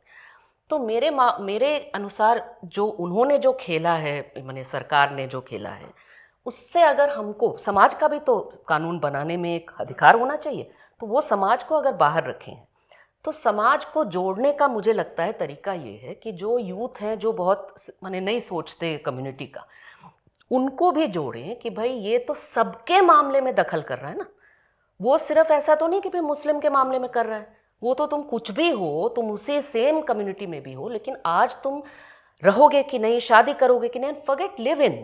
भाई एक रात को हम दोनों दोस्त जिनका आपस में कोई रोमांटिक संबंध नहीं है, हम हैं किसी कमरे में, ठीक है, पढ़ाई कर रहे हैं, कुछ भी कर रहे हैं, लेकिन मेरे अगल बगल के लोग जो हैं वो तमाशा मचा करके वो पुलिस बुला सकते हैं और वो आपसे मांगेगा सर्टिफिकेट। ये सारा दखल जो ऑलरेडी होता है बाय द वे हमारे समाज में, बहुत ही गलत होता है, उसको रोकने के बजाय वो बढ़ा रहे हैं, आप उसको पावर दे रहे हैं कि ये कर सके, मॉरल पॉलिसी। इसके आधार पे अगर एक एकता बन सके समाज के जितने भी ऐसे हिस्से जो लोकतंत्र से मायने रखते हैं, कि भाई हम नहीं चाहते कि राज्य और मेजॉरिटी, सामाजिक मेजॉरिटी का जो भी माने पब्लिक ओपिनियन है वो तय करें अधिकारों को, ठीक है। तो उसमें जो माइनॉरिटी ग्रुप्स भी हैं, क्योंकि ये सिर्फ majority minority within minority नहीं, this is about minorities in society in general, ठीक है, इवन विद इन हिंदू। तो हमारी एकता इस पे अगर बन पाती है कि हम लोग संवैधानिक नैतिकता को सेंटर करेंगे, जैसे ही हम भी डिबेट में इसमें मुस्लिम राइट्स कर देते हैं, और मुस्लिम राइट्स, मेरा मानना है मुस्लिम राइट्स को भी विमेंस राइट्स से जोड़ा जाए, जैसे पोलीगमी का सवाल सिंपल, तो ये इश्यू लाया जाए कि भाई पोलीगमी के खिलाफ मुस्लिम महिलाएं हैं, बात सही बात, लेकिन उनसे भी बातचीत करने की जरूरत है कि भाई आपके यहाँ जो सेकंड पत्नी, थर्ड पत्नी, उसको कोई अधिकार तो है, हिंदू में उतनी ही पोलीगमी है, उससे ज़्यादा है, लेकिन वहाँ पर जो अदर वुमन है उसको कोई हक नहीं। तो हक की जगह से कैसे देखें, आप पोलीगमी हटा सकते हैं, लेकिन हक की जगह से जो महिला की हक है, इंक्लूडिंग जो सेकेंड थर्ड, उसके बच्चे, हक की जगह से हम देखेंगे, हक की जगह से आप बहस करिए। तो बहस को फिर अगर हम वहाँ चलाते हैं तब जाके कुछ प्रोडक्टिव हो सकता है। बहुत इंटरेस्टिंग है। उत्तराखंड का कानून, फाइनली हम वक्त भी निकल रहा है, उसमें कुछ चीज़ों में जिसमें आप दोनों को बहुत ज़्यादा चिंता है, उसके बारे में बात करना चाह रहा हूँ। एक चीज़ बिल्कुल सामने लाना चाह रहा हूँ कि हम लोग पहली बार ट्रिपल तलाक में एक सिविल मैटर में क्रिमिनल लॉ को लाया गया, लेकिन अभी उत्तराखंड के कानून में बहुत सारे क्रिमिनल लॉ लाया गया। तो वो भी और चीज़ों में आपको किन चीज़ों की चिंताएं हैं, अगर आप दोनों बताएं। निज़ाम आप शुरू करें। इसमें दो अहम चिंताएं हैं। एक तो आप सिविल लॉ को जब आप क्रिमिनल लॉ बनाते हैं तो किस किस तरह के उदाहरण दे दिएगा। भाई आप जो हैं, जैसे ट्रिपल तलाक में आपने जेल भेज दिया, यहाँ पे आप जो हैं वो अगर रजिस्ट्रेशन नहीं करा रहे हैं, इवन आफ्टर लिव इन, तो वो उसका अपना जो एक्शंस हैं, ठीक है। तो इस तरीके की और चीज़ें हैं। तो अगर आप सिविल लॉ को क्रिमिनल लॉ बनाते हैं तो सबसे बड़ी प्रॉब्लम जो होती है वो ये होती है कि लोगों का यह समझना कि लॉ क्या है, वो सबसे बड़ी प्रॉब्लम हो जाती है। क्यों? उत्तराखंड में वो बन रहा है, वो क्रिमिनल लॉ बन जा रहा है। यूपी में वो क्रिमिनल लॉ नहीं है, ठीक है। मध्य प्रदेश में वो क्रिमिनल लॉ नहीं है। एक कपल भाग के केरल गए हैं ताकि वो शादी कर पाए, तो कर पाए, ठीक है। तो आपको यही नहीं समझ में आ रहा है कि वो सिविल मैटर है या क्रिमिनल मैटर है। पहली चीज ये आपको ये नहीं समझ में आ रहा है, जैसे आप एग्जाम्पल दे रही थी कि जो मजिस्ट्रेट या जो ऑफिसर बैठा है शादी रजिस्टर करने के लिए, वो सिविल कैपेसिटी में बैठा है कि क्रिमिनल कैपेसिटी में बैठा है, ठीक है, कि वो आपको फ्रेम करेगा, या समाज के ठेकेदार के तौर पे बैठा हाँ, वो हुआ है। कैसे समाज के ठेकेदार के तौर पे बैठा हुआ है। तो एक चीज तो ये है कि आपको ये नहीं समझ में आता कि लॉ क्या है ना, जो बहुत बड़ी प्रॉब्लम है। क्योंकि जब आपको नहीं मालूम लॉ क्या है तो फिर आप you go back to politics. Politics से लॉ निकलता है। जब लॉ ही कंफ्यूजिंग हो जाएगा तो फिर उस पर पॉलिटिक्स होगी, ठीक है। तो कहने का मतलब ये, जिसको कहते हैं इंग्लिश में जो है ना कि to keep the pot boiling, ये एक मेथड है कि चीजों को हमेशा पॉलिटिसाइज करके रखना है और उलझाते रहना ताकि वो पॉलिटिकल बनी रहे। तो एक चीज तो ये है इसकी। दूसरा एलिमेंट इसमें यह है कि जो आप कोडिफिकेशन कर रहे हैं उसमें आप ये समझिए कि डाइवर्सिटी नहीं है, ठीक है, रिप्रेजेंटेशन नहीं है, कंसल्टेशन नहीं है, ट्रांसलेशन नहीं है। क्योंकि एक सिंपल सी बात है, अगर मैं फेथ बेस्ड पर्सन हूं, मैं अगर मुसलमान हूं, अपने आप को मुसलमान कहता हूं, तो मैं शादी को एज अ इस्लामिक थिंग देखूंगा, ठीक है। तो उस फेथ को सेक्युलर लैंग्वेज में ट्रांसलेट होना बहुत जरूरी है ना। और अगर वो ट्रांसलेट नहीं होती है, जब आप कानून बना रहे हैं, तो अगर वो ट्रांसलेट नहीं हो रही तो अब मेरे लिए प्रॉब्लम है। क्यों? क्योंकि अब मैं जब कोर्ट में जा रहा हूं तो मुझे ये नहीं समझ में आ रहा है कि मैं कोर्ट में किस लॉ के अंडर में आया हूं और किस हैसियत से आया हूं, ठीक है। और कोर्ट में ये कंफ्यूजन हो जा रहा है, अथॉरिटीज के सामने कंफ्यूजन हो जा रहा है। कभी वो इसको ज्यादा इंपॉर्टेंस देती हैं, कभी वो इसको ज्यादा इंपॉर्टेंस देती हैं, है ना। तो मुझे लगता है कि ये अपने आप में बड़ी प्रॉब्लम्स हैं। और एक प्रॉब्लम और है, वो ये कि जो लॉज सेंटर ने बनाए हैं, जो हिंदू लॉ में भी कोडिफिकेशन हुआ था फैमिली लॉ का, मुस्लिम लॉ में भी हुआ था, dissolution of Muslim marriage act 1986 है, sorry dissolution of Muslim marriage act 1939 है, तो या शरीयत एप्लीकेशन एक्ट है 1937। इन लॉज का क्या होगा? क्योंकि वो सेंटर के लॉज हैं, है ना, और आप स्टेट का लॉ बना रहे हैं, तो क्या ये लॉ अप्लाई करेंगे, कैसे अप्लाई करेंगे, ठीक है, दैट्स वन थिंग।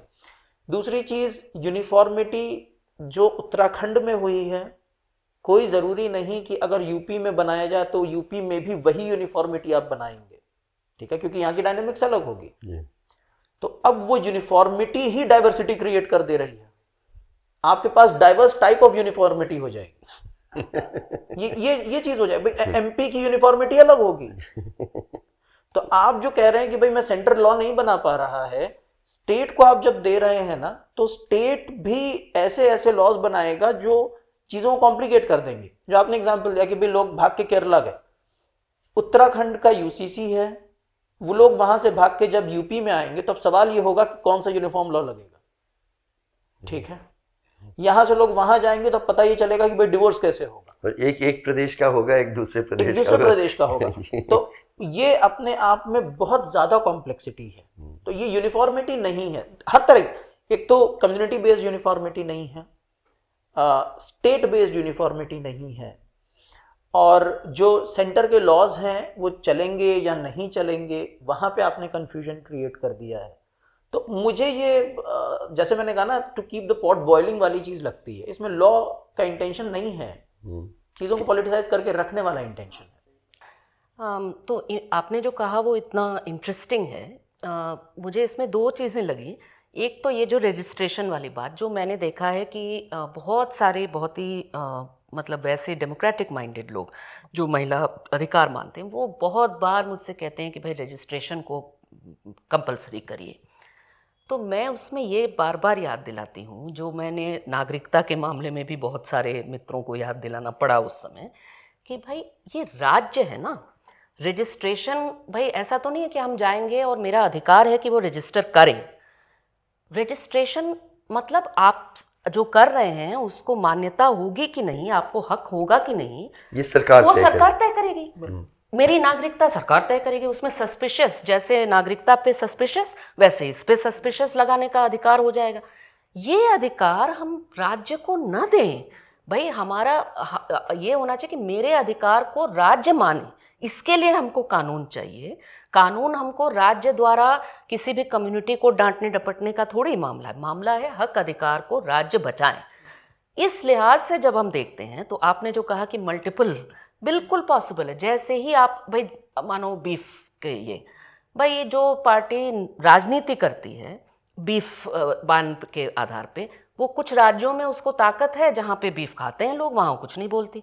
तो उस तरह से आदिवासी लोगों में जो पोलिगमी है उसको वो हल कर लेगी, कह देगी कि ठीक है इसके लिए हमने छूट दे दी। वहाँ वो यूनिफॉर्मिटी दूसरी बनेगी, यहाँ दूसरी। मैंने my point is there is an arbitrariness. तो इसमें अगर यूनिफॉर्मिटी ऑफ प्रोसीजर कम से कम हो, मैं मानती हूँ इसमें पॉलिटिक्स अनअवॉइडेबल है। पॉलिटिक्स हमेशा रहा है लॉ मेकिंग में, हमेशा रहा, क्योंकि कोई भी राज्य जब डिसाइड करता है कि मैं अब बनाऊं कि तब बनाऊं, हाँ, तो वो राज्य में कोई ना कोई रहता है जिसके अपने कैलकुलेशंस होते हैं। विचारधारा भी होती है, लेकिन कैलकुलेशन भी होता है कि किस कम्युनिटी का मुझे वोट चाहिए, नहीं चाहिए, क्या है। तो इसमें लेकिन जो लोकतंत्र पसंद लोग हैं उनका प्रेशर होता है कि आप इन क्राइटेरियन से नहीं, संविधान के क्राइटेरियन से आप कानून बनाइए। लेकिन उसके लिए हमें भी तो राजनीति करनी पड़ती है कि पब्लिक ओपिनियन को भी, पब्लिक डिबेट को हमें फ्रेम करना पड़ता है संविधान के हिसाब से। मेरे ख्याल से चैलेंज यहाँ पे ये है कि संविधान के मामले को सिर्फ एक चीज़ में न रोका जाए, माइनॉरिटी राइट्स, मुस्लिम राइट्स, फिर आप ट्रैप में पड़ रहे हैं। संविधान के अधिकार को सब कोई, जिसमें ये साफ हो कि अगर वो कोई कम्युनिटी राइट और इंडिविजुअल राइट में टक्कर है तो इंडिविजुअल राइट विल विन। मैं इसलिए ये कह रही हूँ कि इसको बहस के दायरे से, क्योंकि ये सुप्रीम कोर्ट इतनी बार कर चुकी है, सबरीमले में भी कर चुकी है, तो इसको जरा सा अगर हम निकाल देते हैं डिबेट से, तो डिबेट को सही जगह फोकस करने में मेरे ख्याल से बहुत यूज़फुल होगा। लेकिन दैट्स अप फॉर डिस्कशन। मैंने, मेरे दिमाग में ये है कि शायद इस तरह से बात ज़्यादा आसान हो सके। कविता निज़ाम, मुझे लगता है कि मैंने बहुत कुछ सीखा इस बातचीत से। ये सीखा कि एक तरफ हम लोग सब सहमत हैं कि मज़हबी कानून अगर और जिस तरीके से महिलाओं के और सेक्सुअल माइनॉरिटीज़ के हकों को संवैधानिक जो हक हैं उससे कम देती है, उसमें सुधार की ज़रूरत है। पर इसका तरीका क्या होना चाहिए? क्या मजहबी कानूनों में ही एक रिफॉर्म की प्रक्रिया तेज़ करना चाहिए, या एक सेक्युलर कानून बनना, एक यूनिफॉर्म कानून बनना चाहिए, जिसको मैं सेक्युलर कानून बता रहा हूँ?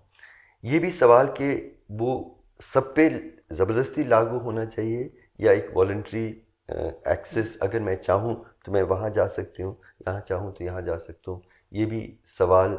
लेकिन आई थिंक इस प्रक्रिया का महत्व बहुत है, लेकिन जिस तरह से हमारी सरकारें वर्तमान में कर रही हैं वो मतलब हकों की रक्षा की जगह इसको एक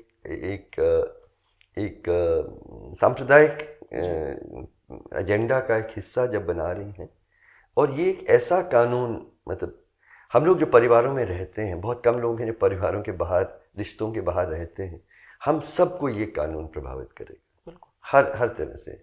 जब हम किसी से रिश्ता बनाते हैं, शादी करते हैं, शादी तोड़ते हैं, कोई गुजरता है, मुझे संपत्ति मिलती है, मैं एक बच्चे को अडॉप्ट कर सकता हूँ। अगर ये सारे चीज़ों, मतलब बहुत कम लोग होंगे जो इस सब से प्रभावित नहीं हैं।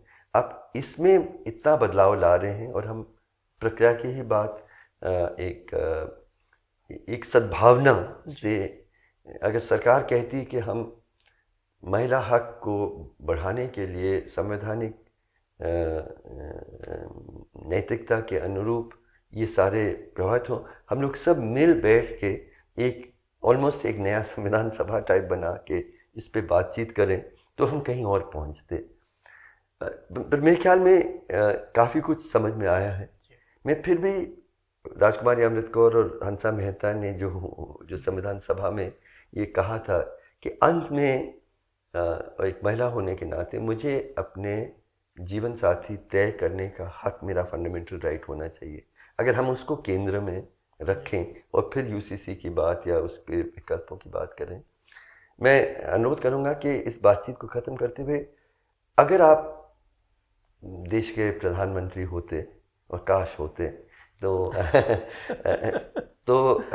आप इस प्रक्रिया में 2-3 कदम क्या उठाते? Let's end with that. और हम पहले आपको प्रधानमंत्री बनाएं या पहले मुझे जरा सोचने में, हाँ रखिए। निज़ाम आप शुरू करें। देखिए, मुझे ऐसा लगता है कि पहला सवाल तो ये होना चाहिए कि ये बनना चाहिए या नहीं बनना चाहिए। तो आपको पहले ब्रॉडर कंसल्टेशन करना चाहिए था कि क्या ये चीज़ होनी भी चाहिए या नहीं होनी चाहिए, और क्यों होनी चाहिए। क्यों होनी चाहिए, क्योंकि ये पूरी कन्वर्सेशन जो आपने जब इंट्रोड्यूस किया था इस पूरे कन्वर्सेशन को, तो आपने ये बात बोली थी कि डायरेक्टिव प्रिंसिपल्स जो हैं वो ज़रूरी नहीं होते, आपने हाईलाइट किया था ना। पॉलिसी, स्टेट की पॉलिसी को डिफाइन करते हैं, लेकिन फंडामेंटल राइट्स की तरह बिल्कुल इम्प्लीमेंट नहीं किया जाता है उनको। तो आपके पास ये फ्लेक्सिबिलिटी है कि आप करें, नहीं करें, कैसे करें, ठीक है। जैसे प्रोफेसर उपेंद्र बख्शी ने भी लिखा है कि भाई यूनिफॉर्म सिविल कोड की ये जो पूरी लैंग्वेज आर्टिकल 44 की, हमको यही नहीं मालूम कि इसमें यूनिफॉर्म क्या होगा, सिविल क्या होगा, कोड क्या होगा, है ना। तो पहला स्टेप जो होना चाहिए था वो ये होना चाहिए था कि भाई क्या इसकी ज़रूरत है भी, ठीक है। और अगर इसकी ज़रूरत है, अगर ब्रॉडर कंसल्टेशन से निकलता है कि साहब इसकी ज़रूरत है, तो अब सवाल ये है कि साहब इसको हम कैसे करें, ठीक है। ये चीज़ कम्युनिटी से पूछनी चाहिए थी, अलग अलग सेक्शंस ऑफ सोसाइटी से पूछना चाहिए था कंसल्टेशन के थ्रू। और आपके सामने जो सवाल है, कम्युनिटी के महिलाओं से पूछना। हाँ, मैं वही कहने वाला था कि अब वो जो कंसल्टेशन के जो पॉइंट्स हैं वो आप खुद डिफाइन कर सकते हैं। आप 4-5 चीज़ें हाईलाइट कर सकते थे कि साहब ये बताइए कि महिलाओं के अधिकार का आप कैसे सोचते हैं। जो 21st लॉ कमीशन ने किया था, 21st लॉ कमीशन जब यूनिफॉर्म सिविल कोड की बात कर रही थी तो उसने इसी तरह के सवाल पूछे थे। 21st कौन सा है, किस वर्ष? 2016 में उन्होंने किया था, हाँ, और 2018 में उन्होंने अपना कंसल्टेशन पेपर निकाला। एग्जैक्टली। तो उन्होंने बाकायदा पूछा था कि साहब आपके यहाँ एडॉप्शन का क्या है मामला, ठीक है, आप इसको कैसे देखते हैं। ये इस तरीके का कंसल्टेशन होना चाहिए। और उस कंसल्टेशन के बाद उसने क्या कहा था, ये पॉसिबल नहीं है, ठीक है, ये बिल्कुल पॉसिबल नहीं है। तो एज ऑफ नाउ बिल्कुल पॉसिबल नहीं है और करना भी नहीं चाहिए। जो भी प्रॉब्लम हुआ है उसको पर्सनल लॉज के अंदर ही रिफॉर्म करके किया जाए। तो मुझे ऐसा लगता है पहले तो ये होना चाहिए, नहीं होना चाहिए, अगर होना चाहिए तो कैसे होना चाहिए। हमारे सामने ये 10 पॉइंट्स हैं, हम आपकी राय जानना चाहते हैं कि इन 10 पॉइंट्स पे ये महिलाओं के अधिकार है, बच्चों के अधिकार हैं, माइनॉरिटी विद इन माइनॉरिटी है, तो इन चीज़ों पे आपका क्या है, ठीक है, क्या हम इस पे एक साथ आ सकते हैं। फिर उसके बाद आप एक मीटिंग बुलाएं जहाँ पे लोगों से बात करें, लीडर्स से, सेलेक्टिव ना हो, सबको बुला के बात करवाएं, क्योंकि इस वक्त मुल्क में सबसे बड़ी प्रॉब्लम ये है कि सेलेक्टिव मीटिंग होती है, सेलेक्टिवली। तो मुझे ऐसा लगता है कि this should be the method. चलिए, आप प्रधानमंत्री, मैं प्रधानमंत्री होती तो सबसे पहले कोई भी कानून बनाने से पहले, ठीक है, कानून बनाना इट्स अ ब्लंट इंस्ट्रूमेंट, कानून में जाने से पहले मेरा पहला ये होता, और मैं तो चाहती हूँ, कितनी बार चाहिए हूँ कि सरकारें ये करें, करते नहीं, जिसमें पूरे देश में जो बात है, जो बहस है, उसको सिर्फ यूनिफॉर्म सिविल कोड पर नहीं, विमेंस राइट्स को लेकर के एक कायदे का डिबेट कराने के लिए, ये नहीं कि मीडिया ने उसको कभी डेथ पेनल्टी पे, कभी ना पे, मतलब एक सिंगुलर एपिसोड्स पे नहीं, बल्कि इस आधार पे कि अगर आपको सही में महिला को बचाना है, आप प्रोटेक्ट करना है, तो क्या प्रोटेक्ट कर रहे हैं आप। तो मैं इसको रखती कि भाई निजी मामलों में क्या चीज़ें हैं जहाँ सबसे ज़्यादा महिलाओं को कठिनाई होती है, वायलेंस होता है। वो है, बहुत सीधी बात है कि इसमें जितने आपके स्टडीज़ हैं, जो सरकारी भी गैर सरकारी भी, जो भी सर्वेज़ हैं, उसमें है कि ज़्यादातर महिलाओं को घर से बाहर मार्केट तक जाने के लिए भी किसी की परमिशन लेनी पड़ती है। इस समाज में आप रह रहे हैं, शौहर चुनना बहुत आगे की बात है, ठीक है, शौहर चुनने के लिए तो और वायलेंस।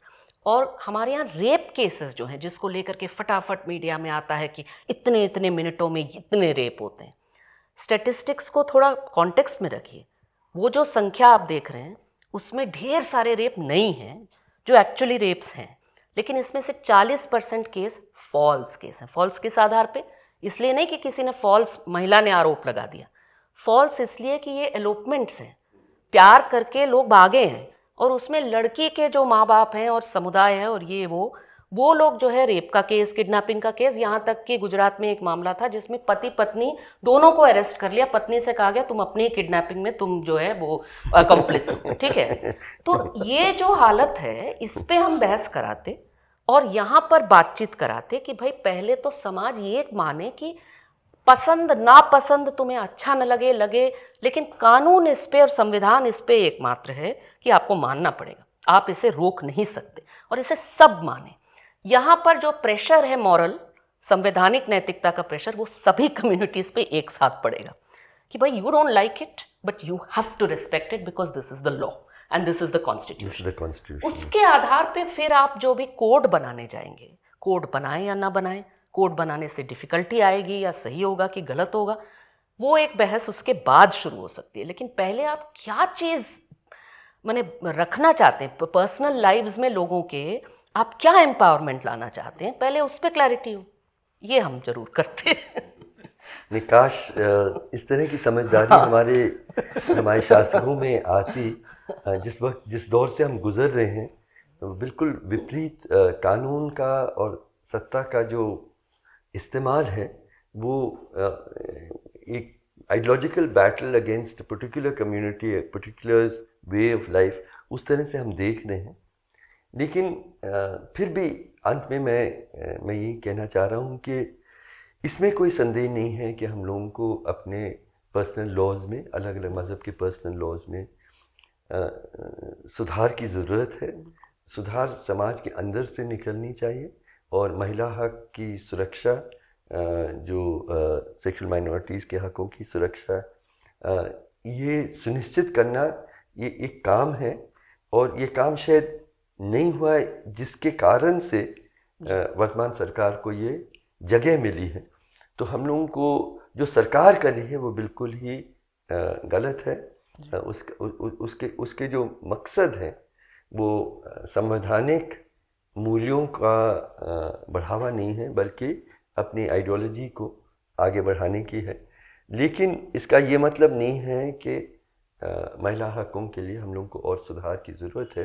तो समाज में हम लोग उस प्रक्रिया को आगे बढ़ाएं, और वर्तमान जो कानून है उसका विरोध हमें करना बहुत ज़रूरी है।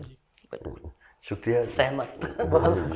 जिंदाबाद। इतनी अच्छी बातचीत रही, क्या बताएं, बहुत अच्छा।